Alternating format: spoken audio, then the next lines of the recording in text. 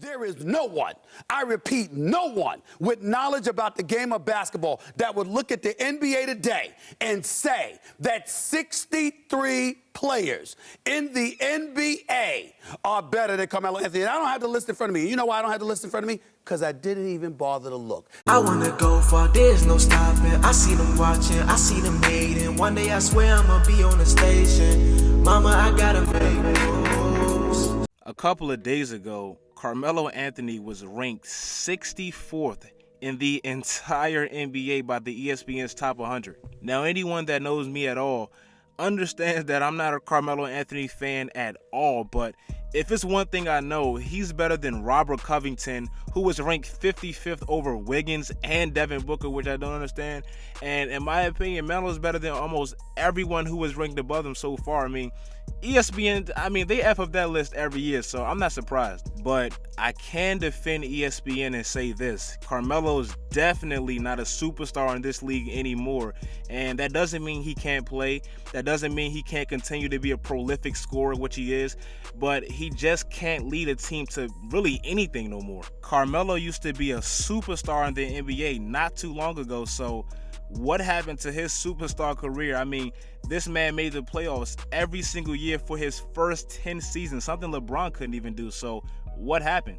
Well, let's start with his rookie season when he probably should have won Rookie of the Year, taking a 17-65 terrible Nuggets team to the playoffs. I mean, immediately, he basically established himself as a star in this league. In his first 8 seasons in Denver, he averaged about 25 points per game.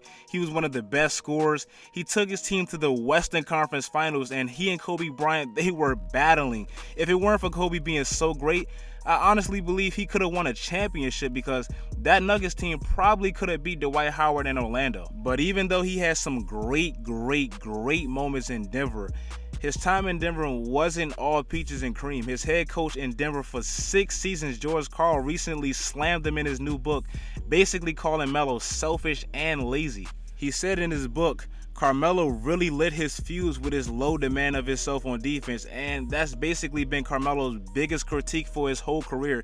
He doesn't really play great defense. He also said Carmelo was addicted to the spotlight, and he was very unhappy when he had to share it. And this is something that kind of proved to be true when Melo got traded to New York. When Carmelo first got traded to New York, he and Amari Stoudemire, they were the stars. But when you thought of New York at the time, you really thought of Carmelo Anthony, because he was the big name. But in Melo's second season in New York, he got hurt, and Jeremy Lin out of nowhere briefly took the spot of New York. He was the superstar in New York. They had Linsanity. They had posters everywhere. I still remember to this day, he took over New York, and according to some of the teammates, that didn't sit too well with Melo. I mean, Jeremy Lin went on this incredible streak with Melo sitting on the bench because he was hurt. And the Knicks, they were winning games, and they seemed more like a unit. They looked like they were better without Carmelo Anthony. So I'm sure Carmelo was pissed. And Mike D'Antoni, the coach at the time, said the locker room was split between Jeremy Lin and Carmelo. Amari Stoudemire basically flat out said Melo was jealous. So it kind of proves George Karl right about Melo wanting the spotlight at all times. But even though Carmelo wasn't the greatest teammate, and I still don't think he's the greatest teammate, I won't put all the blame on Carmelo. Phil Jackson's hiring also hindered his career significantly. I mean, Phil Jackson, he was just one of the biggest disasters maybe in GM history, especially given his credentials. I still can't believe how bad he was. He hired a friend, Derek Fisher, who never coached before, which seemed to be a disaster. He traded away Tyson Chandler, J.R. Smith, Tim Hardaway Jr., Iman Shumpert, and he really got nothing for all those trades. The only good thing he ever did was draft Kristaps Porzingis, which I give him a little credit for.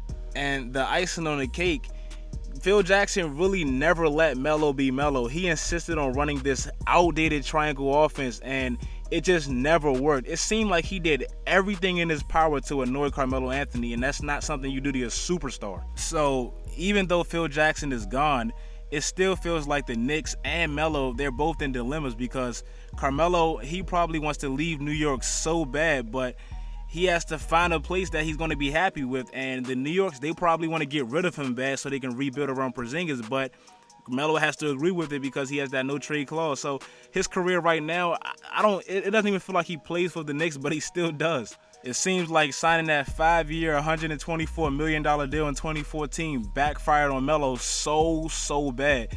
I mean, maybe he should have joined the Bulls or the Rockets or the Heat, everyone that was kind of wanting him back then, because it seems like nobody wanted him now.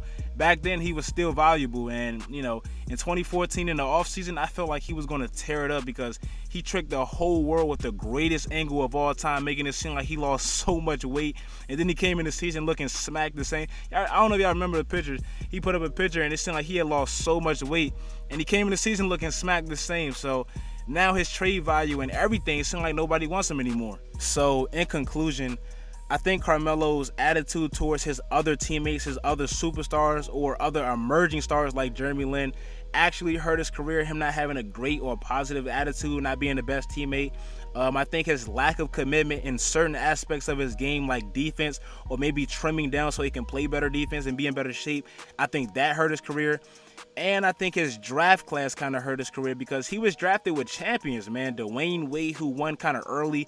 LeBron, who was just LeBron. Chris Bosh, who won with LeBron.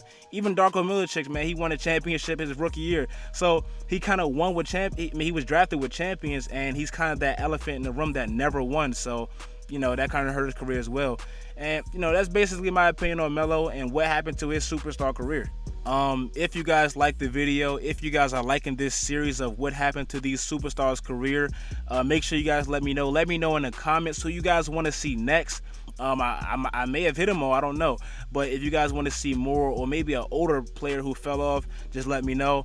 If you guys like this video, like the video, follow all of my social media sites, do all of that great stuff, guys. And until next time, stay tuned, Joe. Oh, I guess, I guess, slide around and flex, disrespect. Oh, I guess, I guess, slide around and flex, disrespect. Yeah, she gets so hot, she gets